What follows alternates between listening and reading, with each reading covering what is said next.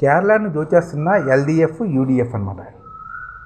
వామపక్ష నేతృత్వంలోని ఎల్డీఎఫ్, కాంగ్రెస్ ఆధ్వర్యంలోని యూడీఎఫ్లు కేరళను దోచుకుంటూ వస్తున్నాయని ప్రధాని నరేంద్ర మోడీ ఆరోపిస్తున్నారు.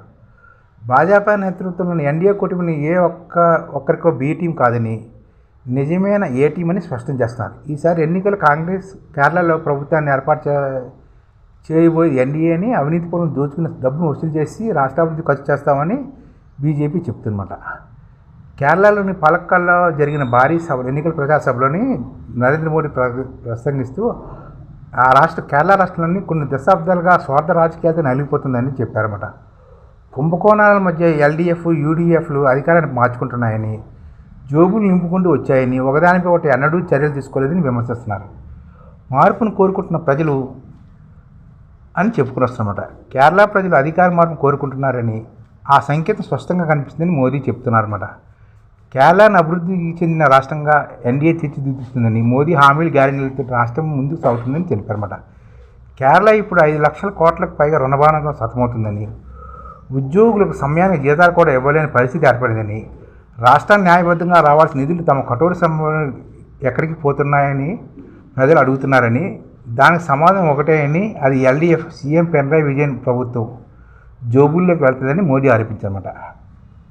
కాంగ్రెస్ వామపక్షాలు ఎక్కడ ఉన్నా అధికారంలో వచ్చినా అంతా నాశనం అవుతుందని ట్రాక్ రికార్డు ఉందని చెప్తున్నారన్నమాట. బెంగాల్, త్రిపురను కమ్యూనిస్టులు ఏం చేశారో దేశం మొత్తానికి తెలుసు.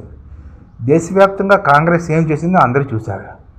అవే దుర్మార్గ పథకాలతో కేరళను కోసం నాశనం చేశారు. జాతీయ స్థాయిలో అనేక రాష్ట్రాలు ఈ 2 కూటములు కలిసి పనిచేస్తున్నాయి. రాష్ట్రంలో మాత్రం ప్రత్యర్థులుగా నటిస్తాయి. కాంగ్రెస్ అధికారంలో ఉన్న చోట కూడా పరిస్థితి దారుణంగానే ఉంది అని మోడీ విమర్శించారన్నమాట. పశ్చిమాసియా యుద్ధ ప్రభావం సాధ్యమైనంత తక్కువగా పడేలా తమ ప్రభుత్వం అన్ని ప్రయత్నాలు చేస్తుంటే, కాంగ్రెస్ మాత్రం రాజకీయ లబ్ధి కోసం ప్రవాస గల్పువాసుల జీవితాలను ప్రమాదంలో పడేస్తుందని ఆరోపించారు. తొలుత వేదికపై కేరళ సాంప్రదాయ వాయిద్యాన్ని వాయించి ప్రజలను కూడా ఉత్సాహపరిచారన్నమాట. పాలక్కాడ్ నుంచి త్రిశూరుకు చేరుకున్న మోదీ పెద్ద ఎత్తున రోడ్ షోలు కూడా నిర్వహించారన్నమాట. ఈ విధంగానే కేరళని ఎల్డీఎఫ్, యూడీఎఫ్ దోచేస్తున్నాయని ప్రధాని మోదీ చెప్తారన్నమాట. అలాగే రకరకాల ఎన్నికలు రకరకాల వాగ్దానాలు చేస్తున్నారు అనుకున్నాం. ఏం చేసినా సరే ఇండియాలో ఐడిఎఫ్ ఏర్పడక తప్పదు.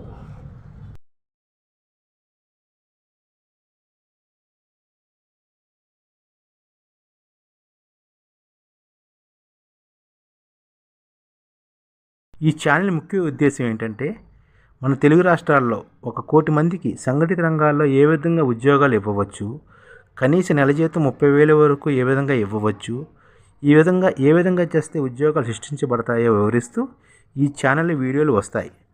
అలాంటి వీడియోలు మీకు కావాలంటే మన ఐడిఎఫ్ భాస్కర్ ఛానల్ని సబ్స్క్రైబ్ చేసుకోండి. ఐడిఎఫ్ అంటే ఇండియన్ డెవలప్మెంట్ ఫోర్స్.